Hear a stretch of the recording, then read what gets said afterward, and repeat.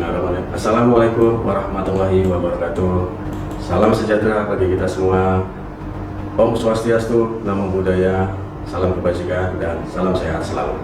Dalam kesempatan ini, perkenalkan saya Budi Alamsyah Siregar, dosen Fakultas Ekonomi, Program Studi Ilmu Manajemen di Universitas Pembinaan Masyarakat Indonesia, Medan, Sumatera Utara. Adapun nomor induk dosen nasional saya adalah 012 40 98 302. Bidang ilmu keahlian saya berkaitan pada bidang konsentrasi, perilaku organisasi, dan manajemen sumber daya manusia.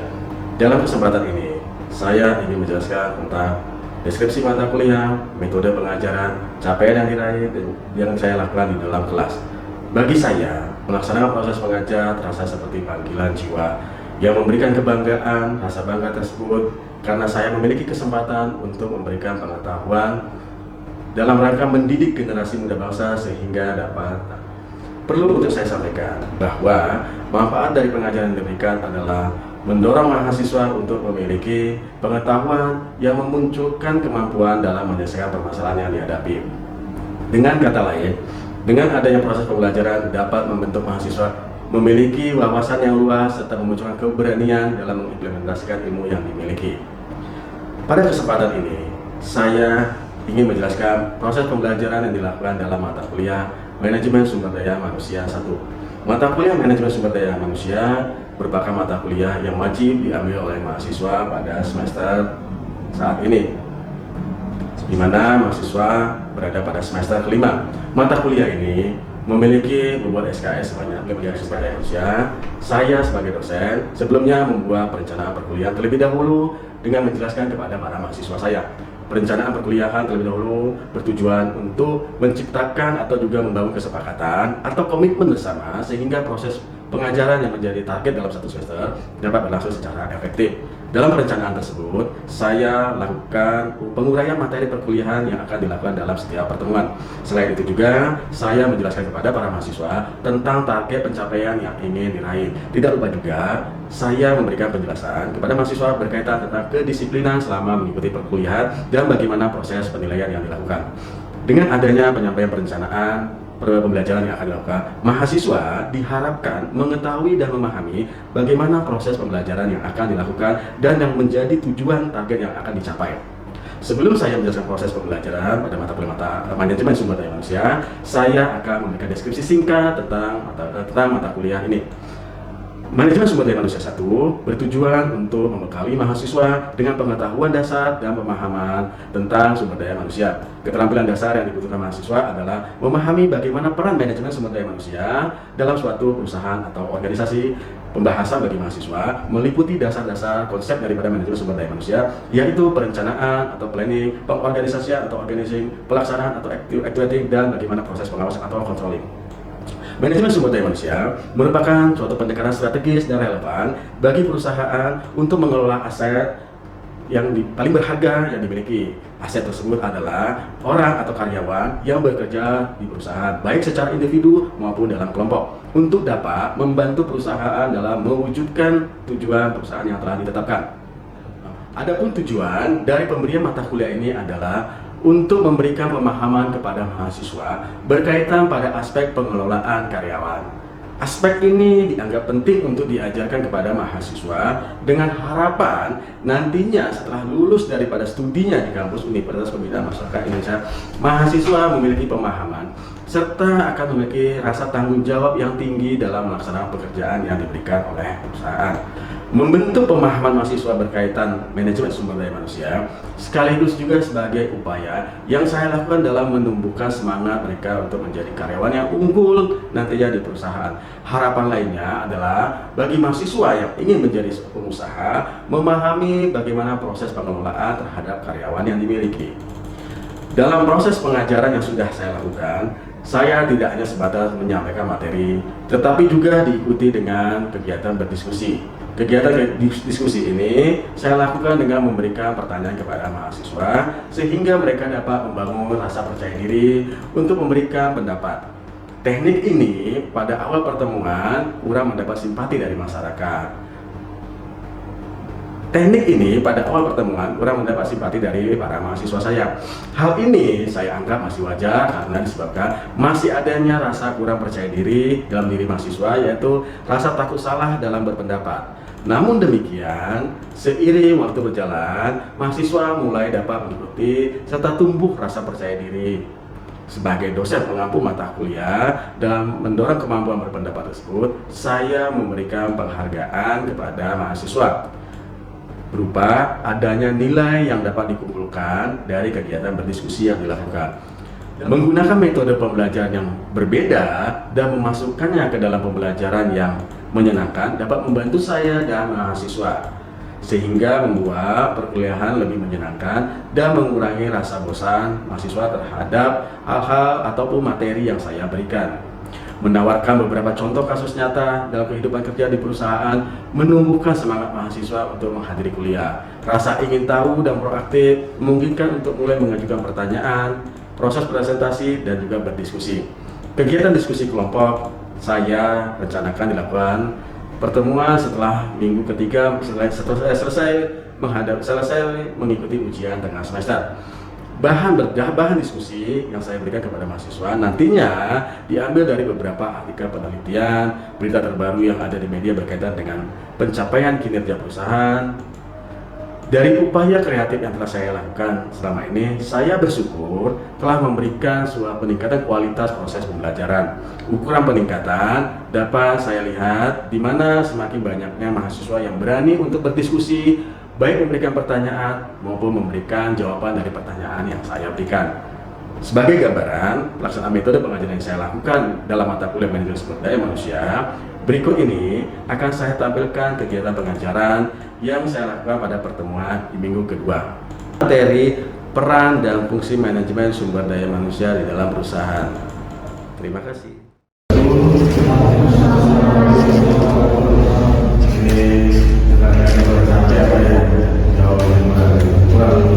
Selamat sore semuanya.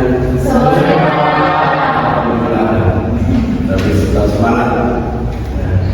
Baik, pada sore hari ini kita akan membahas topik tentang atau secara konsepnya tujuan dari manajemen sumber daya manusia itu adalah untuk meningkatkan dukungan daripada sumber daya manusia atau karyawan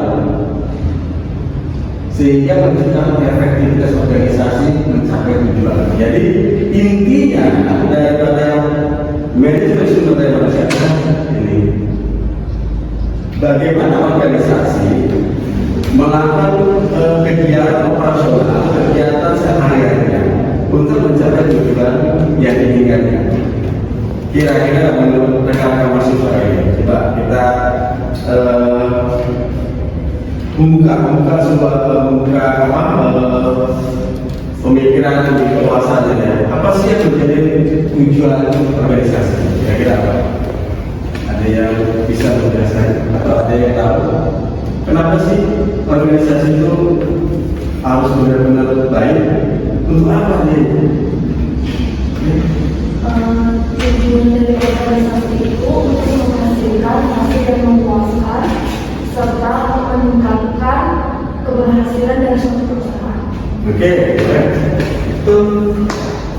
Jadi kalau secara inti, tadi bagus memang yang disampaikan oleh tapi memang suatu deskripsi yang sangat memanjang, panjang sekali. Intinya sebenarnya cuma kira-kira kakak.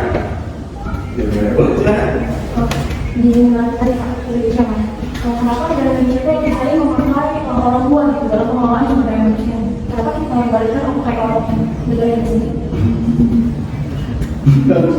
Pertanyaan yang bagus, itu pertanyaan yang menarik ya. Itu dikasih ya, bisa menjadi sebuah isu ya. Mungkin nanti kalau mau lulusan dari dikasih kenapa TKA lebih dominan itu dibanding mereka? Enggak, kenapa? Ada yang bisa jawab itu saya jawab kira-kira. Ada yang tahu kenapa? Coba, ada yang tahu? Negara lain ada yang tahu? Jawab silakan. Kita kan saya ingin menjelaskan itu ya.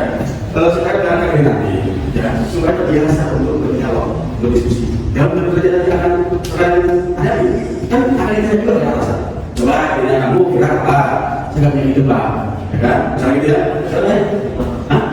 Bila pas dibuka ke saya, apa ya harus pikir masalah saya itu sudah ya kan? Ya kan? Atau ini apa? Ya, sudah cara pimpinan kan? Dari Pak, ya tinggal yang kita kan kita lihat, ya kan? Ya ada, ini orang boleh. Perbedaannya kita orang di sini sama orang luar itu banyak perbedaan Pak, ya, di mana orang di luar itu banyak pengetahuan yang di mana perusahaan yang kita berikan Pak. Kalau di sini kita kan banyak sawah, tapi kita tak bisa mengelola bebasnya padinya menjadi terus itu. Kita cuma menjualnya di alam kita sendiri atau kita saling sendiri. Sedangkan dari luar orang itu bisa mengasih waktu kita itu. Karena orang itu, makanya orang kita dari sini lebih banyak membutuhkan orang luar. Untuk mengelola. Betul. Bahwasanya mereka lebih punya kemampuan gaya pikir dan tangkap yang lebih maju daripada kita, ya kan? Ya. Lagi, kira-kira satu orang lagi deh coba. Ada yang tertentu deh coba apa? Lagi ada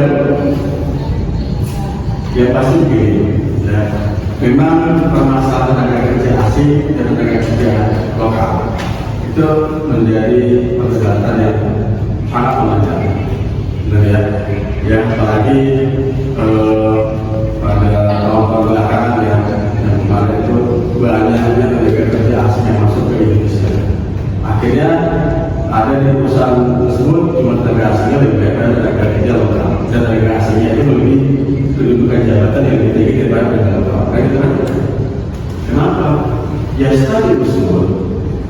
Sebenarnya kalau dibilang orang Indonesia itu bukan tidak pintar, ya, tidak jujur, ya, tidak jujur, Pak.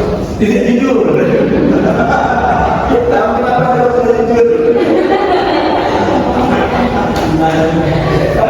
Banyak cerita gitu ya, ya kan? Oke, itu bisa juga. Kenapa demikian? Ternyata setelah dipahami oleh beberapa penelitian dan riset melalui itu, kerjanya mulai dari 6 jam atau 8 jam baru. Cuma jadi tinggi, gitu kan? Karena ya, kok persoalan kayak gitu. Kalau tenaga kerja yang kedua, mereka kan terkenal pertama apa? Disiplin dan tanggung jawabnya tinggi. Meskipun memang tidak semua tenaga kerja lokal ya seperti itu ya, tetapi hampir bisa dikatakan banyak tenaga kerja kita itu dalam negeri itu banyak untungnya daripada berbuat hasilnya. Benar kan? Maka kenapa pabrik atau perusahaan besar itu lebih kepada tenaga ekspor? Apakah memang tenaga yang mereka kalah? Apakah memang tidak pintar-pintar? Tidak. Bukan. Banyak, mungkin rekan-rekan nggak tahu ya, banyak beberapa peneliti di luar negeri atau juga ahli-ahli di bidang pendidikan supaya bisa memahami kenapa sih manajemen sumber daya manusia ini menjadi pelajaran yang penting untuk dipelajari. Ya, baik, mungkin itu saya akhiri. Yang penting adalah sehat selalu. Jangan lupa untuk jaga kesehatan masih dalam masa pandemi ini. Jangan banyakkan huru hara itu keributan ya. Jangan mudah-mudah untuk saya. Jangan duduk di kopi. Jangan kumpul-kumpul lagi supaya ya kita sama-sama punya tanggung jawab bersama supaya bisa mengurangi pandemi ini bisa selesai. Baik kita juga bisa berkumpul kembali kan. Ya, beraktivitas seperti biasa. Baik, itu aja mungkin ya yang bisa kita lakukan di sore hari ini. Sampai ketemu lagi di minggu depan dalam topik yang lainnya lagi. Ya, saya tutup. Assalamualaikum warahmatullahi wabarakatuh. Selamat sore, salam sehat selalu.